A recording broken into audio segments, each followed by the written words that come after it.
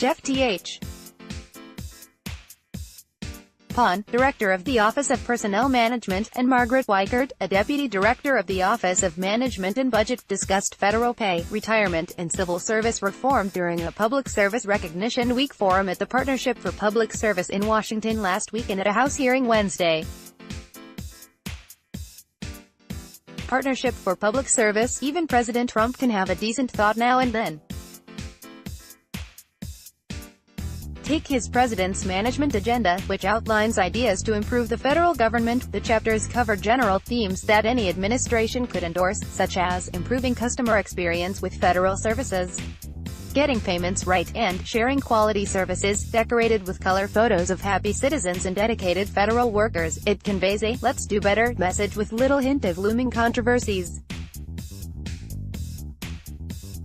In what must have been a mistaken nod to bipartisanship, a picture of Jeh Johnson, who was Homeland Security Secretary under President Barack Obama, was included in a montage of photos on the cover of the 50-page document.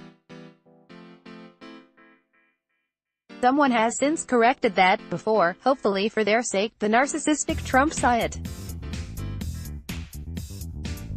But whatever good, if blandly broad, ideas the agenda holds, the Trump administration has managed to step all over them by promoting plans to freeze federal employee pay and cut their retirement by $143.5 billion over 10 years. That was evident at a House Oversight and Government Reform Committee hearing Wednesday, called to examine the workforce section of the agenda and the administration's vision for a modern, effective, efficient, and accountable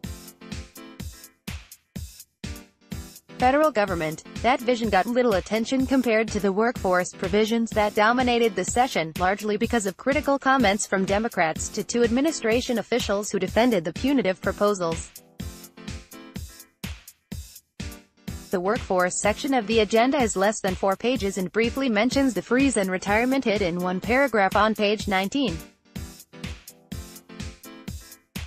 But those plans drew sustained heat from Democrats, leaving most of the management agenda, including other workforce issues, largely ignored.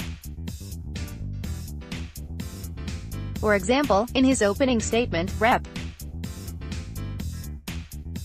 Mark Meadows, RNC, chairman of the Government Operations Subcommittee, said, perhaps most importantly, the hiring process in government still takes too long and is overly complex.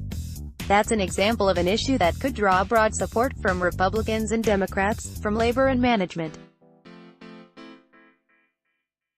Yet, it received little attention because the administration set the agenda for discussion by previously pushing the pay freeze and retirement cuts. In doing so, the administration overshadowed its management agenda.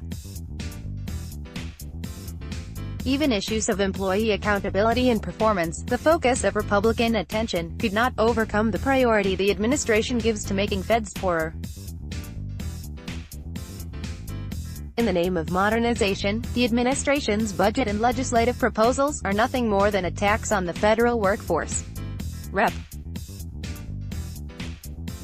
Gerald E. Connolly, VA, the ranking Democrat on the subcommittee, said in his opening statement. OPM, Office of Personnel Management, has proposed 1. The complete elimination of federal employees' retirement system annuity supplements, 2. Assessing an annuitant's average salary by averaging an employee's basic pay over a 5-year consecutive pay period rather than over a 3-year consecutive pay period, 3. Increasing contributions to the federal employees' retirement system, FERS, by 1% per year until the employee is contributing half of the cost, and 4. A reduction or elimination of the retirement cost of living adjustments. And unlike previous changes to the federal employee retirement benefits where changes were applied prospectively, this administration would like to apply these proposals to both current federal employees and retirees. Opening statements by Margaret Weichert, Deputy Director for Management at the Office of Management and Budget, and OPM Director Jeff Th.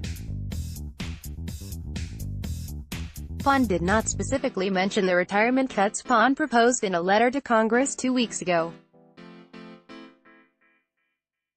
During the hearing, both discussed a proposed $1 billion workforce fund, which Pon described as an alternative to an across-the-board pay increase. The workforce fund would allow agencies to better target pay incentives for recruitment and retention of top-performing employees with critical skill sets. He has promoted a comprehensive, not piecemeal, approach to civil service reform. Pon violated that, however, by first seeking cuts to compensation, which would be included in any reform discussion. A fund for selected bonuses rather than wage increases that allow base pay to grow is another cutting private sector idea that would hurt federal employees and has been embraced by the administration. But government is not a business. Representative Elijah E. Cummings, MD, the ranking Democrat on the full committee, reminded the administration officials. The government's purpose is to promote the interests of the American people, not to make a profit. If $1 billion goes to the fund, Cummings demanded to know what would happen to the remainder of the $143.5 billion. Weichert had no clear answer, but did say, the compensation system is overly rigid.